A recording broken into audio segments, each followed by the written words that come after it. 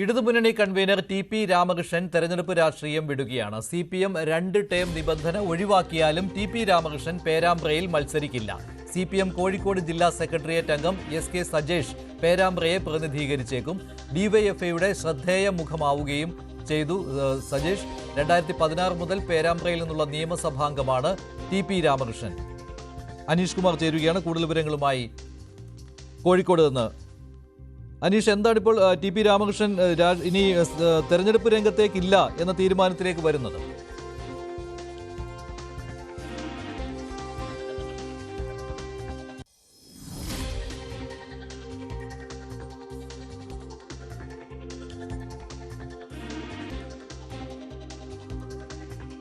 അനീഷ്, ഇപ്പോൾ ഈ 2 ടേം നിബന്ധന മിക്കവാറും CPM ഒഴിവാക്കിയേക്കും. നമ്മൾ തന്നെ നേരത്തെ ആ വാർത്ത നൽകിയതാണ്. 2026 നിർണായകമാണ്. അതിനാൽ തന്നെ പ്രമുഖരായ ആളുകൾ മത്സരരംഗത്ത് തുടരേണ്ടതാണ്. പക്ഷേ എന്തുകൊണ്ട് ടി.പി. രാമകൃഷ്ണൻ അതിന് താല്പര്യം കാണിക്കുന്നില്ല?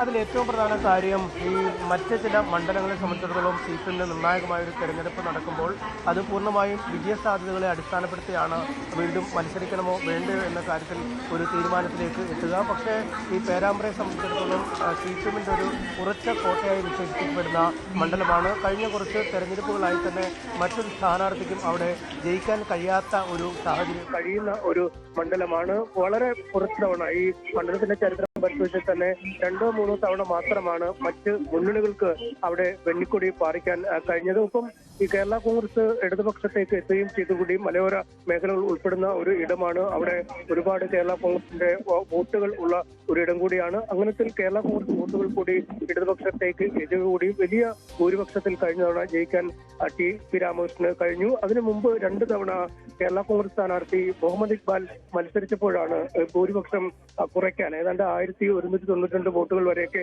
എത്തിക്കാൻ മുഹമ്മദ് ഇക്ബാലിന് കഴിഞ്ഞു. അങ്ങനെ കൂടുതൽ ശക്തമായ ഒരു മണ്ഡലമായി പേരാമ്പ്ര മാറിയിരിക്കുന്ന ഒരു സാഹചര്യമുണ്ട്. അതുകൊണ്ട് വിജയസാധ്യത തെല്ലും ബാധിക്കാത്ത ഒരു മണ്ഡലമെന്ന് തന്നെ CPMന്റെ ഒരു വിലയിരുത്തലുണ്ട്. ഒപ്പം LDF കൺവീനർ എന്ന തരത്തിലുള്ള തിരക്കുകൾ അല്ലെങ്കിൽ അത്തരം ഒരു മുഖ്യധാരയിലേക്ക് ടി.പി. രാമകൃഷ്ണൻ കടത്തുകയും ചെയ്യുന്ന സാഹചര്യം നേരത്തെ 2006 ടി.പി. രാമകൃഷ്ണൻ പേരാമ്പ്രയെ പ്രതിനിധീകരിച്ച് നിയമസഭയിൽ എത്തുന്ന സാഹചര്യം. അങ്ങനെ നോക്കുമ്പോൾ 3 വട്ടം അദ്ദേഹം അവിടെ നിന്നും MLA ആയിരിക്കുന്ന ഒരു സാഹചര്യങ്ങളുണ്ട്.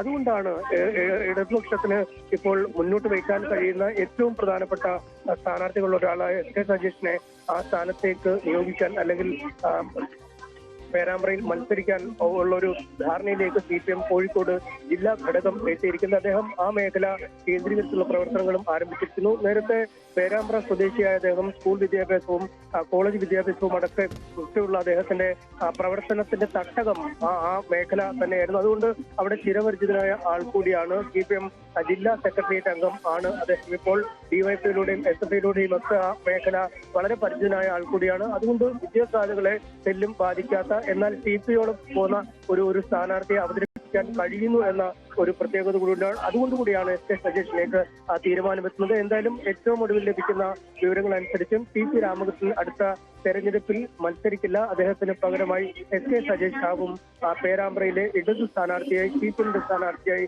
രംഗത്തെത്തുക. ഇതിപ്പോൾ ഏകദേശം ഒരു ധാരണ എന്ന് തന്നെ പറയാം. കൃത്യമായിട്ട് തന്നെ ഇത് പറയാമല്ലോ. കാരണം കഴിഞ്ഞ ദിവസങ്ങളിലൊക്കെ സജേഷിനെ വിളിക്കുന്ന സമയത്ത് സജേഷ് മണ്ഡലത്തിലാണ്, അവിടെ പേരാമ്പ്രയിലാണ്. അതുകൊണ്ട് ചർച്ചകളിൽ നിന്ന് പോലും അദ്ദേഹം പലപ്പോഴും ഒഴിഞ്ഞു നിൽക്കാറുണ്ട്. സാധാരണ ചാനൽ ചർച്ചകളിലെ ഒരു പ്രമുഖ മുഖമാണ് SK സജേഷ്. അദ്ദേഹം പലപ്പോഴും ആ തിരക്ക് കാരണം ഒഴിഞ്ഞു നിൽക്കാറുണ്ട്. അപ്പോൾ പേരാമ്പ്ര കേന്ദ്രീകരിച്ചുള്ള പ്രവർത്തനം മുന്നോട്ട് കൊണ്ടുപോവുകയാണ് അദ്ദേഹം, അല്ലേ?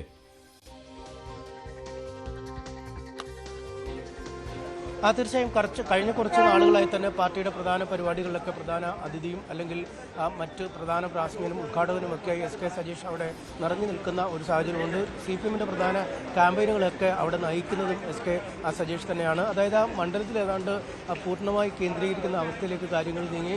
നേരത്തെ കോഴിക്കോട് ഭാഗത്തൊക്കെ കേന്ദ്രീകരിച്ചൊക്കെ ഒരുപാട് ചടങ്ങുകളിലൊക്കെ പങ്കെടുക്കുമെങ്കിലും ഇപ്പോൾ ഒരു പ്രധാന ഊന്നൽ പേരാമ്പ്രയിൽ തന്നെയാണ്. അതിൽ നിന്ന് തന്നെ നമുക്ക് മനസ്സിലാക്കാം അവിടേക്ക് പാർട്ടിയുടെ ഒരു നിർദ്ദേശം വന്നു കഴിഞ്ഞിരിക്കുന്നു എന്ന് ടി പി സംബന്ധിച്ചിടത്തോളം ടി പിക്ക് ആ മണ്ഡലത്തിലെ തിരക്കുകളേക്കാൾ അപ്പുറം ഇടതുപക്ഷത്തിൻ്റെ കൺവീനർ എന്ന വലിയ പദവിയുണ്ട്. പ്രത്യേകിച്ചും ഏറെ നിർണായകമായ ഒരു തെരഞ്ഞെടുപ്പാണ് വരാൻ പോകുന്നത്. അതിൽ കക്ഷികളുമായുള്ള പൂർണ്ണമായ ഏകോപനം അനിവാര്യമാണ്.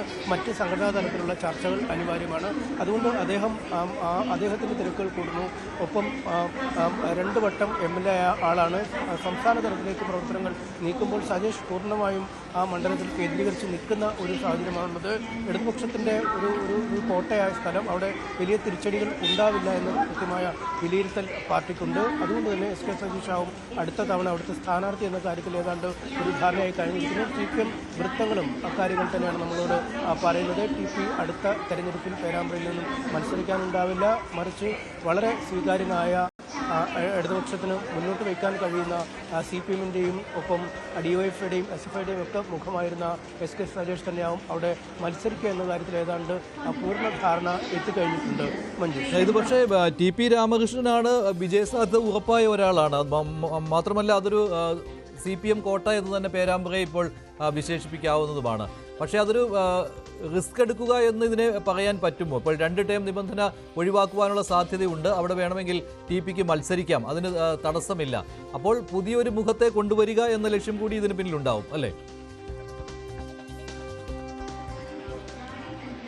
തീർച്ചയായും അങ്ങനൊരു മുഖമുണ്ട്. ഒപ്പം ഈ ഇടതുപക്ഷത്തിൻ്റെ വോട്ടുകളുടെ ഒരു പാറ്റേൺ പരിശോധിച്ചു കഴിഞ്ഞാൽ വലിയ തോതിൽ ഭൂരിപക്ഷം നേടി ഇടതുപക്ഷം ജയിക്കുന്ന ഒരു മണ്ഡലമാണ്. പക്ഷേ കേരള കോൺഗ്രസ് മത്സരിക്കുന്ന അതായത് കേരള കോൺഗ്രസിൻ്റെ യൂത്ത് ഫ്രണ്ടിൻ്റെ സംസ്ഥാന സെക്രട്ടറിമാരൊക്കെ പലപ്പോഴും മത്സരിക്കുന്ന ഒരു ഇടമാണ്. നമുക്കറിയാം, റോഷി അഗസ്റ്റിനെ പോലെ ഈ കേരള കോൺഗ്രസിന് വലിയ യുവ മുഖമായി ഉയർത്തിക്കാട്ടാവുന്ന ആൾ, ജെയിംസ് തക്കനാടിനെ പോലെയുള്ള ആൾ, പിന്നീട് മുഹമ്മദ് ഇക്ബാലിനെ പോലുള്ള ആളുകൾ, അങ്ങനെ പലപ്പോഴും അവർ മത്സരിക്കുന്ന ഒരു സ്ഥലമാണ്. ഒപ്പം ഈ ഡോക്ടർ KC പോലുള്ള ആളുകൾ 1977 ഡോക്ടർ KC ജോസഫ് ആ മണ്ഡലത്തിൽ നിന്നും ജയിച്ചയാളാണ്. അങ്ങനെ കേരള കോൺഗ്രസിന് വലിയൊരു സ്വാധീനമുള്ളൊരു മണ്ഡലമായി നമുക്ക് ആ മണ്ഡലത്തെ വിശേഷിപ്പിക്കാം. പക്ഷേ കഴിഞ്ഞ തെരഞ്ഞെടുപ്പുകളായി മുഹമ്മദ് ഇക്ബാൽ 4000-ലധികം വോട്ടുകൾക്ക് പിന്നിലായ മണ്ഡലം, 1192 വോട്ടുകൾക്ക് ഇക്ബാൽ പിന്നിലായ സ്ഥലം. പക്ഷേ കേരള കോൺഗ്രസ് ഇടതുപക്ഷത്തിലേക്ക് എത്തിയതോടുകൂടി ആ കേരള കോൺഗ്രസ് വോട്ടുകൾ കൂടി ഇടതുപക്ഷത്തിലേക്ക് എത്തുമ്പോൾ കഴിഞ്ഞ വലിയ ഭൂരിപക്ഷത്തിൽ